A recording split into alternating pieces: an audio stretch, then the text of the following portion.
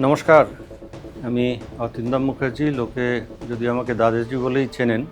আজকে আমি এসেছি নতুন পাতার সাথে, নন্দিনীর সাথে। এখানে ট্যুরিজমের বিষয় নিয়ে আলোচনা হলো। রাজ্যে পশ্চিমবঙ্গে কী করে ট্যুরিজমের উন্নতি করা যেতে পারে বা কী কী পোটেনশিয়াল আছে, সেইগুলোর বিভিন্ন আসপেক্ট নিয়ে কথাবার্তা আলোচনা হয়েছে। আমার মনে হয় এই আলোচনার মাধ্যমে যে জায়গাগুলো আমরা কভার করতে পেরেছি, সেটা যদি মানুষের কাছে পৌঁছানো যায় এবং মানুষ যদি সেটাকে চিন্তাভাবনা করে এবং আগামী দিনের জন্য আমরা কাজ করি, তার একটা সুফল আমরা পাবই।